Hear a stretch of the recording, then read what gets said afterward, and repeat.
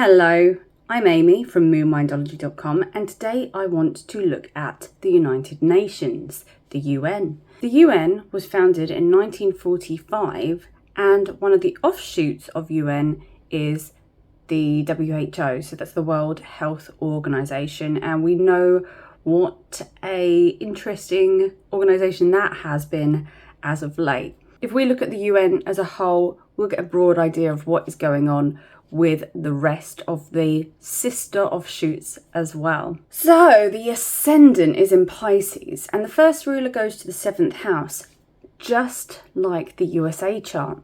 And this group is most interested in relationships, contracts, and their opponents. So Jupiter isn't so happy here, and it will give partners and business associates a expansive quality. As Venus is also here, it tells me that this is a huge link to very rich, well-off people, as both Venus and Jupiter both mean wealth. Jupiter is millionaires and Venus is real opulent wealth, as in the billionaires. Jupiter rules the 10th. The UN is all about contracts and agreements with others. It's the dynamic between businesses and opponents that maintains the status and the power of the UN, looking at this chart. However, Venus is debilitated in the 7th, so there can be problems with relationships and with others in general. So these two planets together can be a little bit rocky, and when they are highlighted by an event, they may not have the most positive results. So if the UN tries to deal with anything that is Venetian, it can be really problematic, especially when you look at what does Venus rule? It rules things like sexually transmitted diseases. Now, if we think back to the 80s, there was the problem with HIV and AIDS, and these are some of the most uncontrollable and virulent diseases that we have in the modern era. Venus is also about the throat, the mouth and the kidneys, as well as the thyroid. So those kind of diseases can be problematic for the UN to deal with, or the WHO. There's also the issue of if any offshoots of the UN try to deal with luxury goods, yachts, boats, vehicles, things like that. If they try to interfere in any of those things, most likely it will be problematic. And if we go back to AIDS, it came about in 1981, and during that time the UN was in the dasha of Jupiter and Mars, and Jupiter carries all the meanings because it's linked to Venus, and Mars is also debilitated in Cancer, which does cause further issues because it's aggressive. Mars cannot express itself in a healthy way when it is debilitated, so it can be very violent and very aggressive, which is something that we do associate HIV and AIDS to be. It's a violent and aggressive virus. Neptune in the 7th is also very interesting because it does create some deception around contracts and relationships, but it can also be to do with drugs and poisons. And of course, it is the UN that does have the contractual relationship with who? Pfizer. So they launched the recent inoculation program that took place in 2021. And we all know what happened there. So billions of people were forced into being stabbed with needles for money. So whether or not you supported these medical interventions at the time, in hindsight, we do have to acknowledge that there was a medical authoritarian thing going on, and it all derived from people wanting to make money. I think the big giveaway was when Oxford came up with their own vaccine, and sister groups of the UN and global leaders decided that the British medication was no good, which was not true. It was as useful as the rest of them. How useful they were, I will leave that down to you to decide. The ruler of the 7th goes to the 8th house. So this is about breakups and divorce. But Mercury is quite happy in the 8th. But there can be lung diseases when Mercury is activated. And when did we have the SARS outbreak, along with constant respiratory things that came up. So it was all the rage with bird flu and swine flu, if you remember, in the 2000s and 2010s. I think the SARS outbreak was around about 2003. And when did the UN go into the Mercury Dasha? Well, it went in from 2002 and it ended 2019. The Sun is also in the 8th house and it's debilitated. So this can bring financial issues and disagreements with authorities.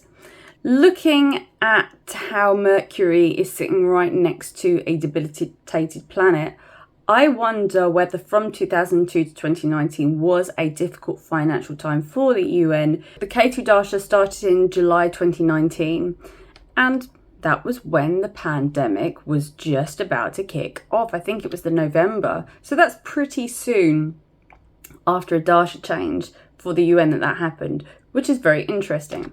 And a similar thing happened. It was around about the time that AIDS was discovered in 1981. Yeah, so it went into Ketu Dasha in 2019. And where is Ketu?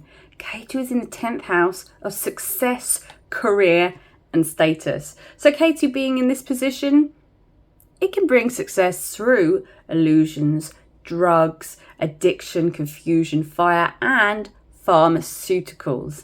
And there can also be a lot of confusion around where this institution is actually headed, because Ketu being in that house of the outward responsibility and what you give to the world around you and your status. But of course, they're very good at dealing drugs. So the UN will be in the Dasha of Ketu until 2025.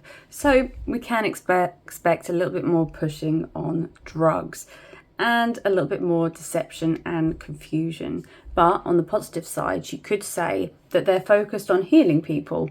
So take that as you will, whether you want to see that as a positive or negative thing. Saturn is in the 5th house, and the 5th house is all about intelligence and speculation. So I could say that, the UN is very good at planning, and it's very good at thinking slowly and getting things done. It's very intelligent. But in a human chart, you would probably link some phobias and fears because there are a lot of malefic planets within that house. Mars is also debilitated here, so it can bring a lot of instability. So Saturn is in the 5th house, and the 5th house is all about intelligence and speculation. So it's very slow and serious. Saturn in the 5th house gives a slow thinker, but it's not a slow thinker as somebody who's not very intelligent. I would say that this is more somebody who takes their time to really plan and then they act, so it could be perceived as they're a slow thinker, but actually it's great intelligence. Mars is also here and debilitated, so there can be some aggression with the intelligence, and if you think about that, it can even descend into fear and paranoia.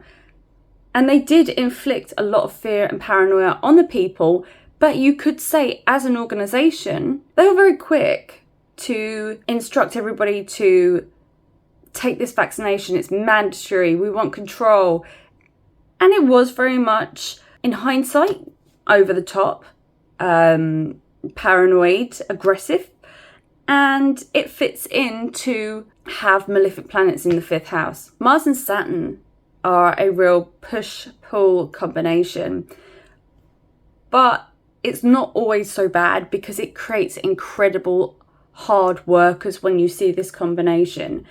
And this is an organisation, it works very, very hard. It's constantly butting up against the wall, but it always goes through. This is like an unstoppable combination. So celebrity examples are people like Jeff Bezos, who's the creator of Amazon, but also Hillary Clinton, the wife of the 90s president Bill Clinton, who incidentally did not have relations with that woman. Jokes aside, these people do tend to be quite unstoppable, hardworking, and no matter what you throw at them, they can get through it. Pluto is also in the 5th, which adds to that obsessive, compulsive, and also domineering mentality, because the 5th house is all about mentality. It's very authoritarian. Rahu is in the 4th, and this is all about land and property and ownership. So I wouldn't be surprised if they did own a lot of land that's used for medicine, disease prevention, and also vaccination development. But it could tie into foreign land and foreign links. For instance, things that are not in the United States. Rahu aspects the sun, so it makes, in a human chart, that will make the voice very loud. But of course, the UN is very, very loud, and it seems to have a lot of control and a lot of fingers and a lot of pies. The moon is exalted in the 3rd house, and that gives great power and intelligence to siblings or sister companies. So this could be really talking about the success of the World Health Organization, the International Monetary Fund, the World Bank Group, and many, many more. We've heard all about these groups recently in the news. I wasn't actually aware until I started covering this that the UN is essentially the umbrella group for all of these little things that are all linked together, which makes me uncomfortable. There's a lot of joy and success from these groups, and there's benefits that tie into the UN. But also the 3rd house is all about communications. And with Uranus here, this is a real involvement in communications, inventions, aviation, technology, and just futuristic things in general. It can even stretch into social media and general media. And of course, there's amazing benefits to the UN in this area. And the house is just so strong. But of course, what has the UN done a lot of? It's created a lot of hysteria through communications. And we, not just in 2021, but in the early 80s, you also had this same hysteria. So what's going to be happening next?